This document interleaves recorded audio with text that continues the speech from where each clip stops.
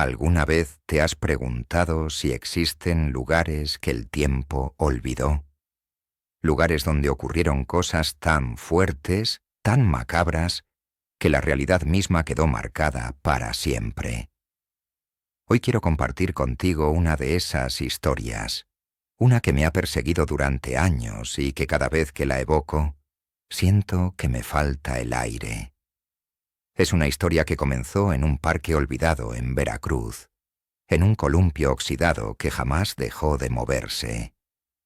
Antes de que comencemos, me encantaría que te unieras a nuestra comunidad de Millennium Planet, porque historias como estas merecen ser escuchadas por gente como tú, por gente que está dispuesta a cuestionarse qué hay más allá de lo que ven cada día. En las afueras de la ciudad, entre calles que la modernidad dejó atrás, existe un parque que prácticamente nadie visita. Fue construido en 1962, en una época cuando Veracruz respiraba diferente, cuando la gente todavía creía en lo bueno y lo malo sin términos medios. El parque fue un lugar emblemático, lleno de risas infantiles, de esos columpios que chirriaban con la inocencia de cada empujón.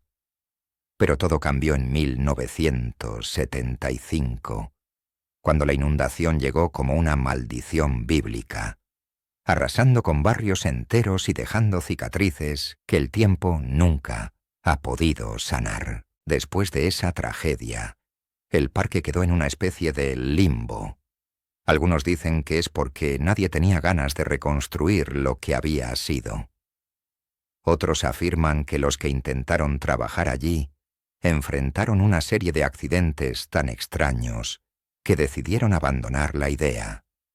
Lo cierto es que el lugar se transformó en algo ajeno, algo que te hace sentir incómodo apenas cruzas la oxidada reja de entrada. La vegetación creció sin control. Las estructuras metálicas se cubrieron de herrumbre y los columpios quedaron allí como esqueletos de un tiempo que no debería existir más. Pero hay algo específico en ese parque que te roba el aliento, algo que hace que los habitantes de esa zona eviten pasar por ahí, especialmente cuando cae la tarde. Desde hace décadas hay reportes de una anomalía muy particular. Un columpio que se balancea solo, sin importar si hay viento o no, sin importar la hora del día o el estado del clima.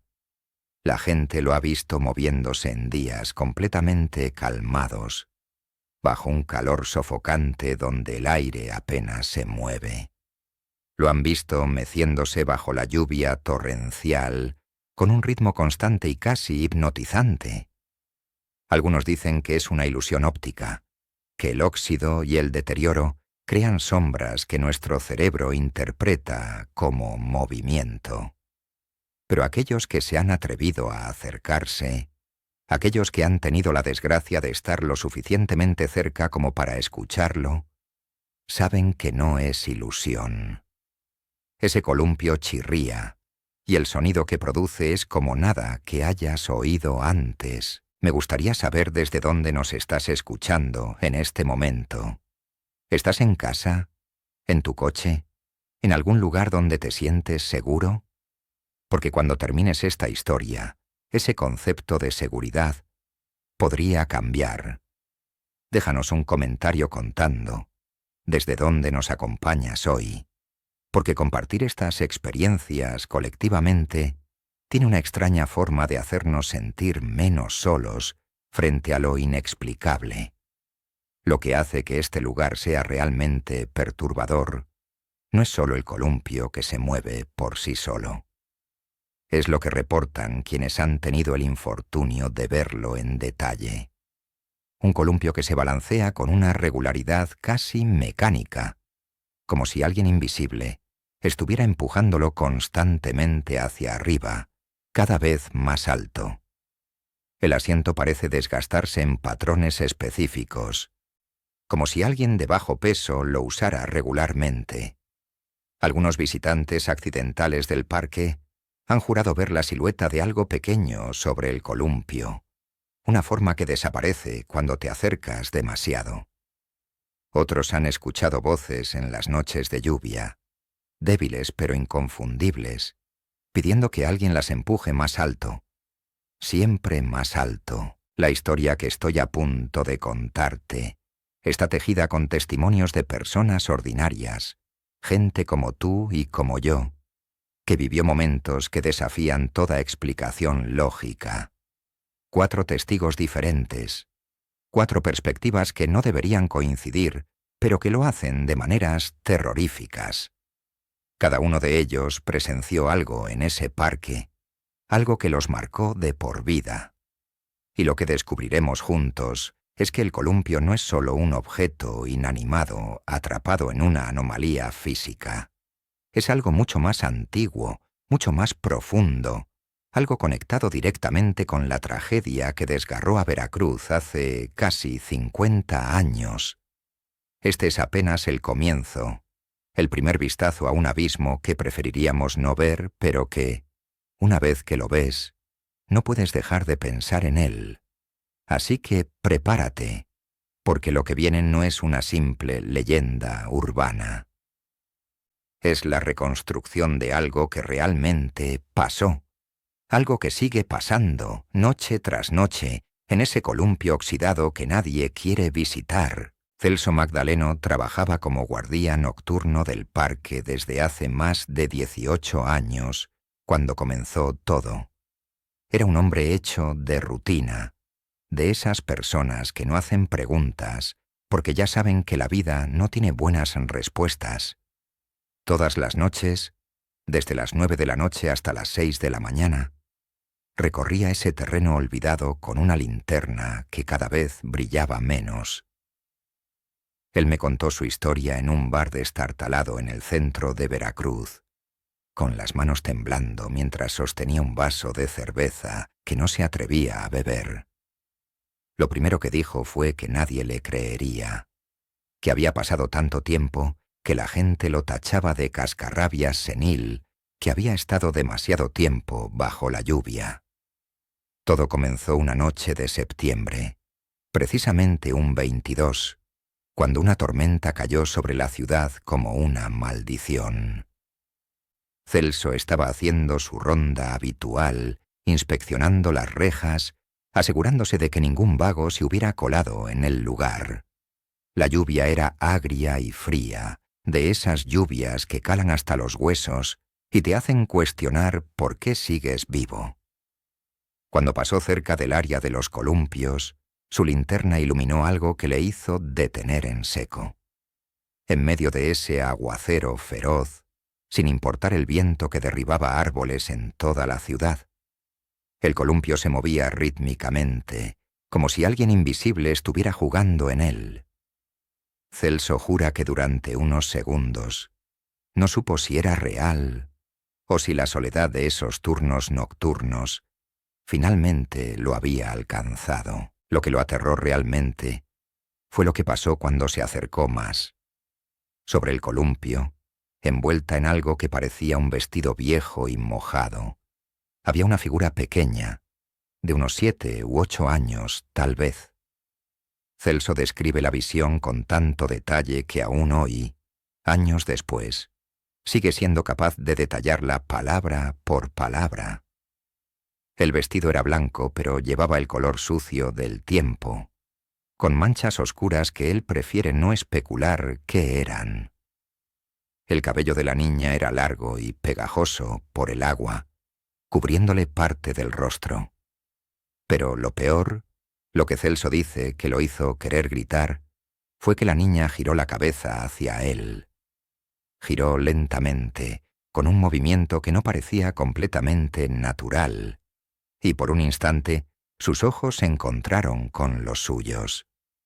Celso asegura que en ese instante sintió algo que no puede describir con palabras, una sensación de vacío absoluto, como si alguien hubiera extraído toda la calidez de su cuerpo. La niña no sonrió, no hizo ningún gesto amenazante, simplemente lo miró fijamente mientras el columpio seguía meciéndose. Luego, Con una voz que Celso describe como agria y grave para ser de una niña, ella dijo solamente: «Empújame más alto». La voz salió de sus labios como si viniera del fondo de un pozo, resonando en el silencio entre los truenos. Celso no respondió. Simplemente se dio la vuelta y caminó rápidamente hacia su caseta, diciéndose que había sido una alucinación, que el cansancio y la lluvia habían jugado con su mente. Pero la noche siguiente volvió a suceder. Y la siguiente.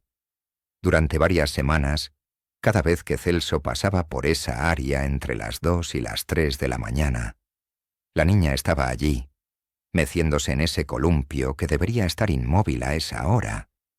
A veces llovía, a veces no, pero ella siempre estaba. El comportamiento se volvió más audaz con cada encuentro. La niña comenzó a hablarle más, pidiendo que la empujara, diciendo que quería subir más alto. Su voz se hizo más presente, más real cada noche. Celso intentó varias veces hacer su trabajo normalmente, fingiendo que no la veía, pero era imposible ignorarla. La sensación de su presencia era tan espesa, tan opresiva, que podía sentirla como si fuera un peso físico en el pecho. La culpa fue lo que lo destruyó más. Celso no sabía si la niña necesitaba ayuda, si era un espíritu pidiendo paz, o si era algo completamente diferente. Pasaba los días intentando investigar, preguntando a gente vieja que recordara historias del parque. Nadie le daba respuestas claras. Solo insinuaban que había cosas mejor olvidadas, que el parque tenía una historia oscura que no convenía remover. Una mañana, después de una noche particularmente agresiva donde la niña había gritado pidiendo que la empujara, Celso llegó a su casa y simplemente se derrumbó. Su esposa lo encontró en el patio, los ojos fijos, repitiendo una sola frase: «Vi su nuca, solo su nuca. No tiene detrás de la cabeza». Celso renunció una semana después. Entregó su uniforme, recibió sus últimos sueldos y se perdió en los bares del centro de Veracruz. Según sabe, intentó en varias ocasiones buscar ayuda psicológica, pero los musicólogos no sabían cómo procesar lo que estaba contando. Lo tachaban de paranoico o de haber pasado demasiado tiempo solo.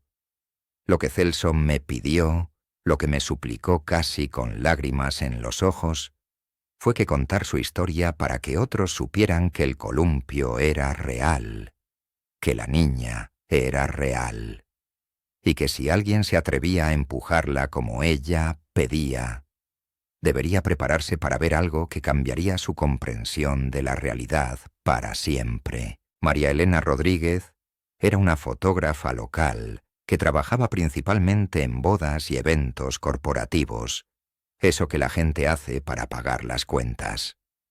Pero en el fondo de su alma, ella siempre supo que su verdadera vocación estaba en otro lugar, en capturar la esencia de los lugares olvidados, esas cicatrices que una ciudad lleva en su memoria. Hace 5 años decidió hacer un proyecto artístico ambicioso, una serie fotográfica sobre los espacios abandonados de Veracruz que guardaban historias de dolor y deterioro. El parque era, naturalmente, su primer destino. María Elena me buscó específicamente para contar esto, porque sabía que yo investigaba casos así y necesitaba que alguien le creyera. Ella comenzó a visitar el parque durante el día, en horas donde la luz era perfecta y podía trabajar sin miedo. Las primeras semanas fueron normales, tomando fotos de estructuras oxidadas, de la vegetación que había reclamado el espacio, de la forma en que la naturaleza se vengaba de la indiferencia humana. Pero fue cuando comenzó a revisar las fotos en su estudio que algo extraño saltó a la vista. En casi todas las imágenes, de fondo o parcialmente fuera de foco, había una figura pequeña. Al principio pensó que eran reflejos del lente o errores de exposición, pero conforme analizaba las fotos más cuidadosamente, se dio cuenta de que la figura tenía forma definida. Era una niña, siempre en la misma posición relativa a ella, como si la estuviera siguiendo. Lo perturbador fue que María Elena estaba completamente sola cuando tomaba esas fotos. Ella las había visto. Estaba segura de que nadie más estaba en el parque en esos momentos. No había niños jugando, no había gente paseando, nada. El parque estaba tan vacío y desolado como lo describe cualquiera que se atreva a visitarlo. Pero en cada fotografía, ahí estaba esa niña, a veces más borrosa, a veces más definida, como si la cámara la captara mejor que los propios ojos de María Elena. Ella intentó racionalizarlo, habló con otros fotógrafos, investigó en Internet sobre fenómenos ópticos. Nadie tenía una explicación satisfactoria. Una colega sugirió que tal vez había infiltraciones de luz, pero María Elena sabía que eso no era posible con su equipo profesional. La obsesión comenzó a crecer. María Elena volvió al parque una y otra vez, específicamente para intentar capturar la figura con mayor claridad. Llevaba múltiples cámaras, diferentes lentes, configuraciones variables, y cada vez, consistentemente, la niña aparecía en las fotos. Conforme tomaba más imágenes, María Elena comenzó a notar detalles adicionales en la figura fantasmal. El vestido parecía antiguo, de una época que ella no podía precisar exactamente. El cabello era largo y parecía estar mojado constantemente. Pero lo que más la perturbaba era que en algunas fotos, especialmente las tomadas cerca del columpio, la figura parecía estar en movimiento, meciéndose, aunque no había columpio visible en el encuadre donde aparecía la niña. Una tarde, después de semanas de capturar obsesivamente esa figura, María Elena decidió investigar la historia del parque. Fue a la biblioteca municipal y buscó en archivos viejos, periódicos amarillentos, que narraban la inundación de 1975. Encontró historias de familias enteras que perecieron en esa tragedia, de niños arrastrados por las aguas, de cuerpos que jamás fueron encontrados. Una noticia en particular le golpeó como un puño en el estómago. Se trataba de una niña llamada Margarita Aceves, de 8 años, quien desapareció durante la inundación. Su cuerpo nunca fue recuperado. El periódico incluía una fotografía de ella, pequeña y sonriente, vistiendo un vestido blanco. María Elena jura que la reconoció instantáneamente, como la figura que aparecía en todas sus fotos. Lo que sucedió después escaló de una manera que María Elena aún lucha por procesar.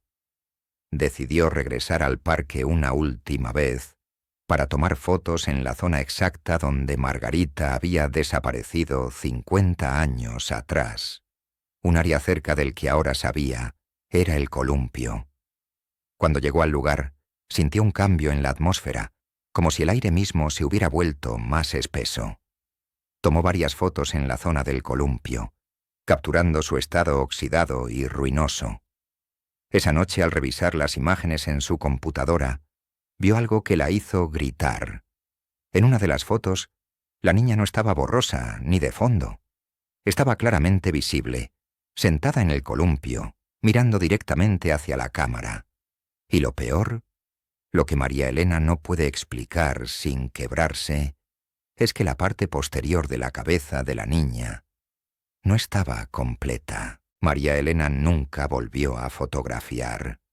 Vendió su equipo profesional meses después y ahora trabaja en un estudio haciendo retratos corporativos, algo que odia pero que le permite evitar estar sola.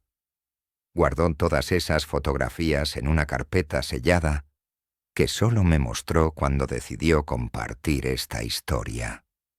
Lo que ella concluyó, después de meses de investigación y angustia, es que Margarita no solo aparece en ese parque, aparece en las fotos de cualquiera que intente capturar la verdad de ese lugar.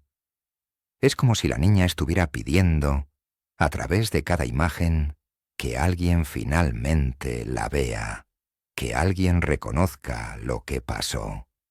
Y lo más aterrador es que María Elena cree que Margarita sigue pidiendo que alguien la empuje en ese columpio, como si de alguna manera eso pudiera devolverla a la vida que le fue arrebatada. Ramón García trabajaba como mecánico en un taller a 3 cuadras del parque abandonado. Era un hombre de 52 años, trabajador, de esos que se criaron en la dureza y aprendieron a no hacer preguntas sobre cosas que no pueden cambiar. Pero Ramón tenía un secreto, una cicatriz emocional que lo perseguía desde la infancia. Él fue uno de los pocos supervivientes que jugaba en ese parque el día de la inundación. Uno de los niños que logró escapar mientras otros no tuvieron tanta suerte. Durante más de 40 años, intentó olvidar ese día. Intentó no pensar en los gritos ni en la forma en que el agua lo arrastró. Fue solo hace poco que decidió contarme su historia. Sentado en su taller entre herramientas oxidadas y el olor a aceite quemado. Todo comenzó hace aproximadamente 3 años. Cuando Ramón empezó a tomar un atajo a través del parque para llegar más rápido a su trabajo. Era una decisión simple, una forma de ahorrar 10 minutos de camino. Los primeros meses fue tranquilo. Solo caminaba entre la maleza y las estructuras caídas sin pensar en ello. Pero una mañana específica, cuando pasaba cerca del área de los columpios al amanecer, escuchó algo que lo paralizó. Una voz de niña, débil pero clara, pidiendo que la empujara. Ramón se detuvo en seco, el corazón acelerado. Giró lentamente para ver de dónde provenía la voz, pero no había nada. Solo el parque vacío y el columpio oxidado, moviéndose levemente con la brisa matutina. Pensó que se trataba de su imaginación, de los fantasmas de la niñez que de repente salían a la superficie después de tantos años dormidos.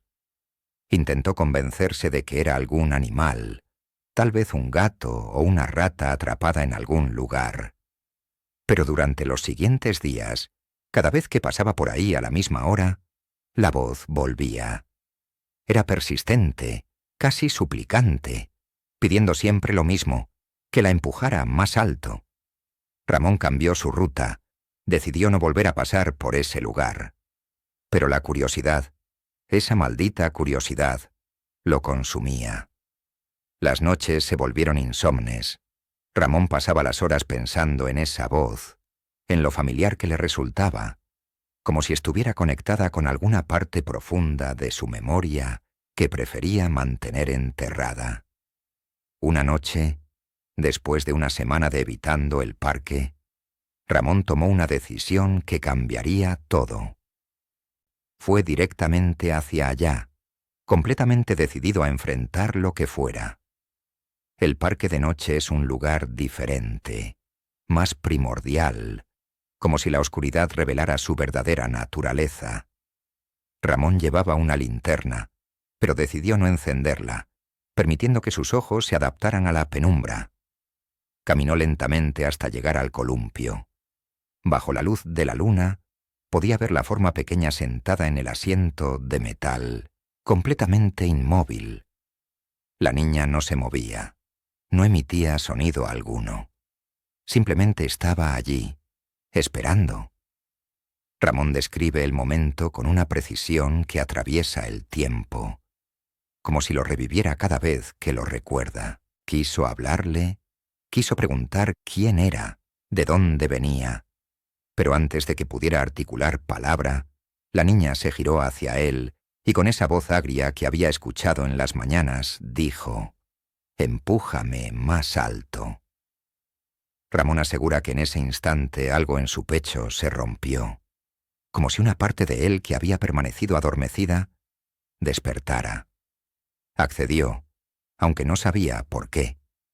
Se acercó al columpio y puso sus manos en la espalda pequeña de la niña. Su contacto fue frío, anormalmente frío, como si tocara ropa mojada sacada de un congelador. Comenzó a empujar, suavemente al principio, luego cada vez con más fuerza. La niña reía, o más bien hacía un sonido que podría haber sido risa, pero que Ramón describe como algo completamente vacío de alegría. Con cada empujón, la niña pedía más altura, más velocidad, más impulso. El columpio chirriaba con un sonido que Ramón dice que vibraba en sus dientes. A medida que lo empujaba, la noche parecía hacerse más espesa, el aire más difícil de respirar. Ramón sentía como si estuviera en una dimensión diferente, como si el tiempo se hubiera vuelto líquido y maleable. La niña continuaba pidiendo más, siempre más, su voz volviéndose cada vez más ansiosa. En un momento dado, cuando el columpio alcanzó una altura imposible, casi paralelo al suelo, Ramón cometió el error de mirar hacia ella.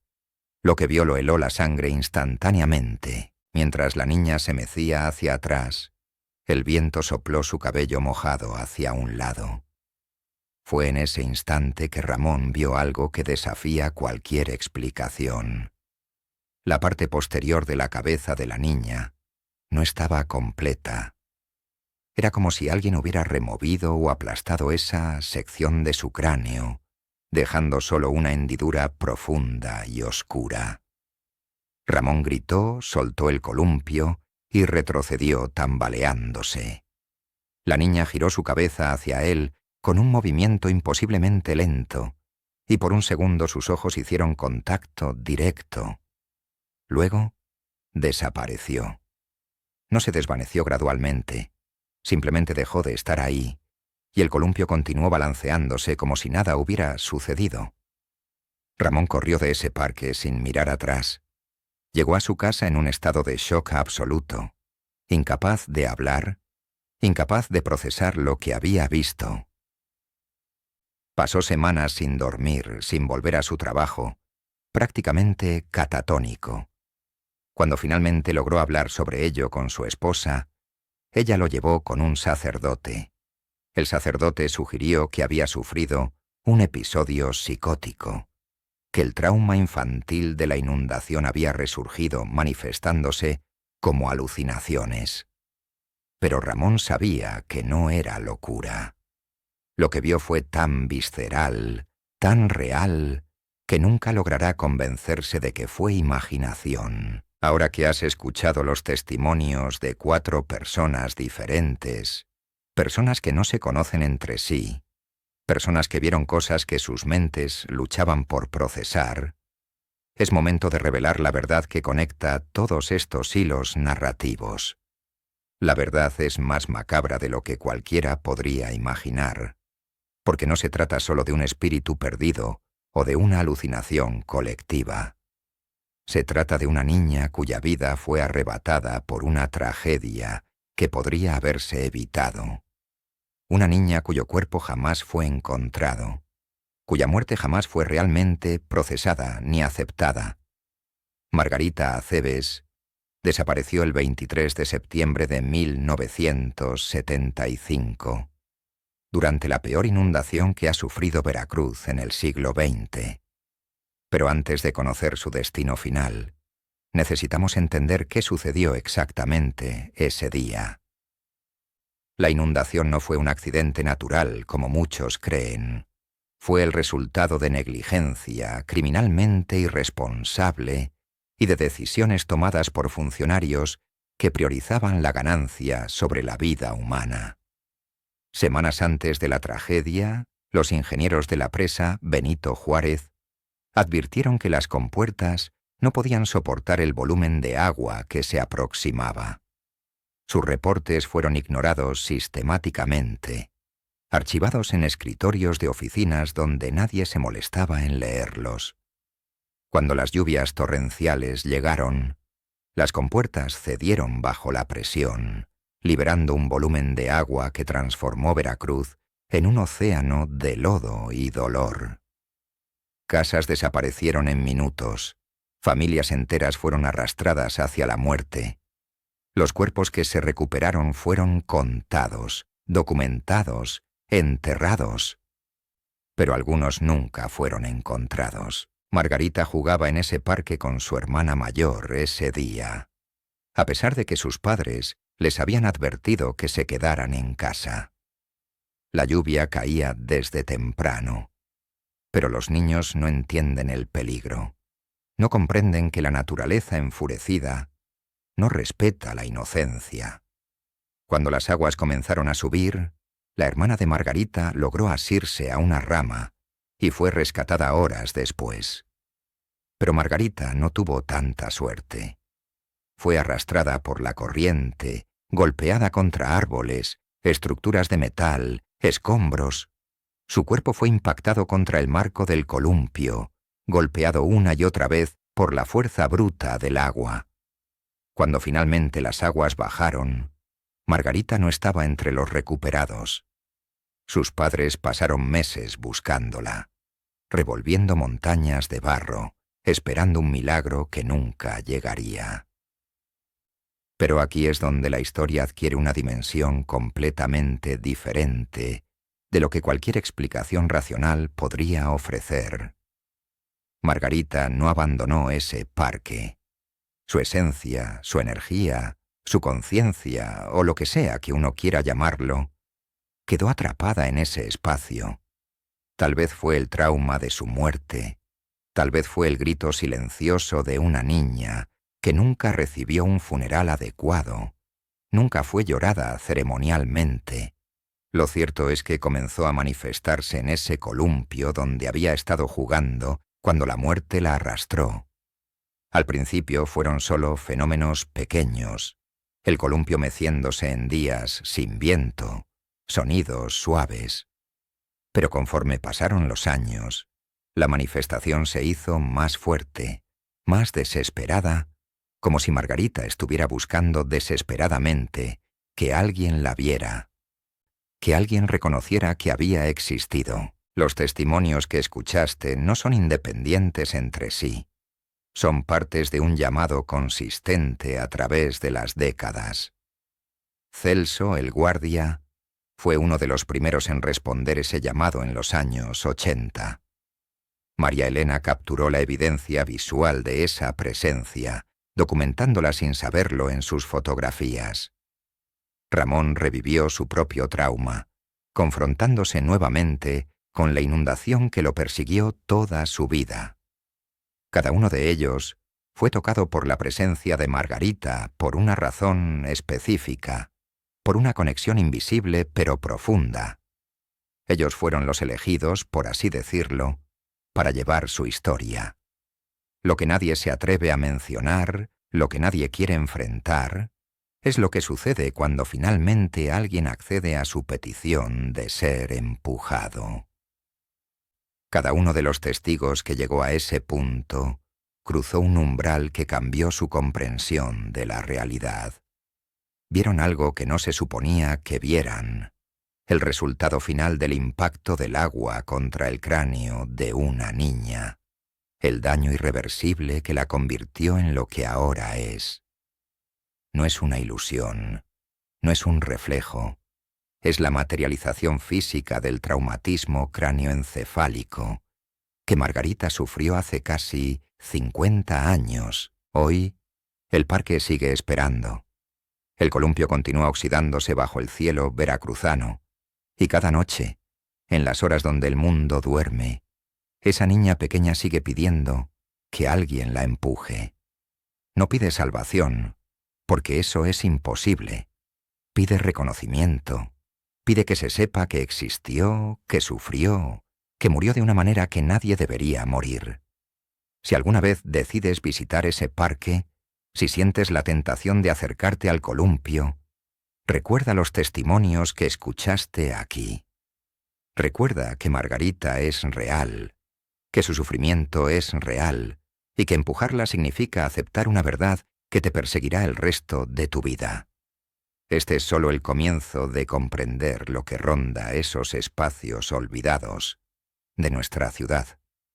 Si deseas más historias como esta, historias que desafían lo que creemos posible, asegúrate de suscribirte a Millennium Planet, donde exploramos los misterios que la sociedad prefiere olvidar. Te espero en el siguiente relato.